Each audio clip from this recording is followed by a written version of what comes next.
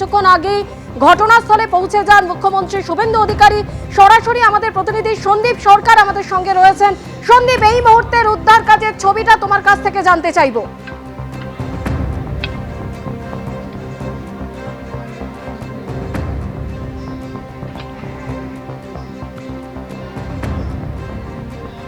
দেখো, মোটামুটি ভাবে 3টে পয়েন্ট চিহ্নিত করা গেছে এখনো পর্যন্ত উদ্ধারকারীদের সূত্রে, সেরকমটাই আমরা জানতে পারছি।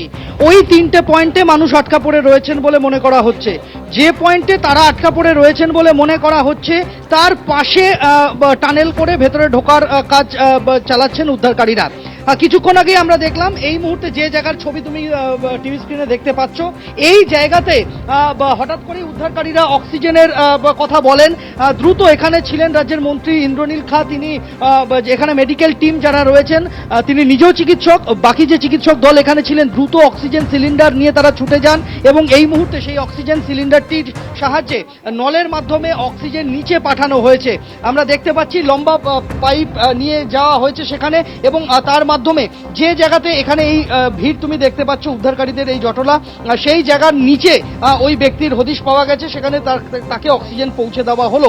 এই রকম 3টে পয়েন্ট চিহ্নিত করা গিয়েছে যেখানে মানুষজন আটকা পড়ে আছেন বলে মনে করা হচ্ছে, এবং তাদেরকে যতক্ষণ না উদ্ধার করা যাচ্ছে ততক্ষণ তাদেরকে যাতে বাঁচার রসদটা যোগানো যায় সেই চেষ্টা উদ্ধারকারীরা তারা চালিয়ে যাচ্ছেন। এখনো পর্যন্ত যেটা আমরা এখানে ঘটনাস্থলে দাঁড়িয়ে যে তথ্য আমরা পাচ্ছি, এখনো পর্যন্ত এখান থেকে মোট 22 জনকে উদ্ধার করা হয়েছে। কিছুক্ষণ আগে যখন মুখ্যমন্ত্রী এসেছিলেন তখন সংখ্যাটা ছিল 21, এখন এই মুহূর্তে 22 জনকে উদ্ধার করা হয়েছে। 22 জনকে এসএসকেএমে পাঠানো হয়েছে। এসএসকেএম হাসপাতাল সূত্রে খবর, এই 22 জনের মধ্যে 4 জনের মৃত্যু হয়েছে। কিছুক্ষণ আগে পর্যন্ত সংখ্যাটা 3 জানা গিয়েছিল, এখন জানা যাচ্ছে যে এই 4 জনের মৃত্যু হয়েছে। এই 4 জনের মধ্যে 2 জনের নাম জানা গিয়েছে, একজনের নাম কৃষ্ণ চৌধুরী, আরেকজনের নাম রোহিত চৌধুরী। এখনো পর্যন্ত এই 2 জনের নাম জানা গিয়েছে। বাকি যে 2 জনের মৃত্যু হয়েছে তাদের নাম পরিচয় এখনো পর্যন্ত জানা যায়নি। যেটা এখনো পর্যন্ত খবর, এই কৃষ্ণ চৌধুরী তিনি কলের মিস্ত্রির কাজ করতেন, তার বাড়ি উত্তর 24 পরগনার জগদ্দল এলাকাতে। এছাড়াও বাকি যারা আহত অবস্থায় এই মুহূর্তে এসএসকেএম হাসপাতালে ভর্তি রয়েছেন তার একটা তালিকা এখানে প্রশাসনের তরফ থেকে প্রস্তুত করা হয়েছে, যার কিছুটা মুখ্যমন্ত্রী বললেনও। যারা আহত হয়ে হাসপাতালে এই মুহূর্তে চিকিৎসাধীন তাদের মধ্যে রয়েছেন দুর্বাসা মোল্লা, মানিকচাঁদ কুমার, শহীদ কুমার, বিশ্বপ্রকাশ, কৃষ্ণ চৌধুরী তার মৃত্যু হয়েছে, রোহিত চৌধুরী তার মৃত্যু হয়েছে। আহত রয়েছেন রাজেশ রুইদাস, বোধন মুন্ডা, তিনি হাসপাতালে ভর্তি রয়েছেন। রাজেন্দ্র রাও, রামপ্রসাদ চৌধুরী, মোহাম্মদ আবিদ খান, সুরজ চৌধুরী, জৌহর আলী, দেবাশিস দাস, মোহাম্মদ সোনু, সন্দীপ পান্ডে এবং কিছুক্ষণ আগে হাসপাতালে নিয়ে যাওয়া হয়েছে আরও একজনকে, তার নাম হচ্ছে মুস্তাকিম গায়েন। এখনো পর্যন্ত এই নামগুলি জানা গেছে যারা আহত হয়ে এসএসকেএম হাসপাতালে চিকিৎসাধীন। যে 4 জনের মৃত্যুর খবর এখনো পর্যন্ত এসএসকেএম এর তরফ থেকে কনফার্ম করা হয়েছে, সেই 4 জনের মধ্যে 2 জনের পরিচয় জানা গিয়েছে, একজনের পরিচয় বাকি 2 জনের পরিচয় এখনো পর্যন্ত জানা যায়নি।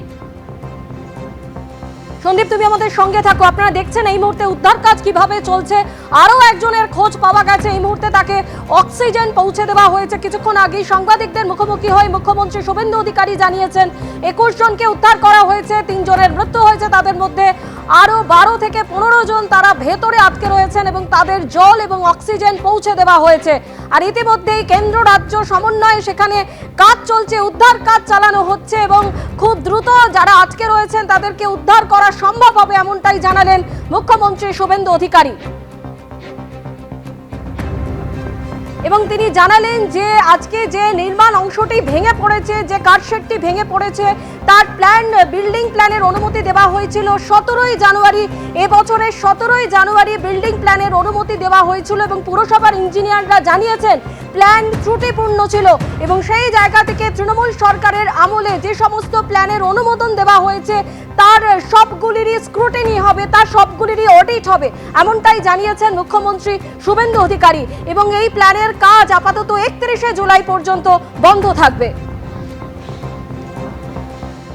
প্রাথমিকভাবেই মনে হচ্ছে এটা একটা সিরিয়াস ডিজাইন ফেলিওর। এটা যদি প্রপার ডিজাইন হতো ভাঙার কোনো স্কোপই ছিল না।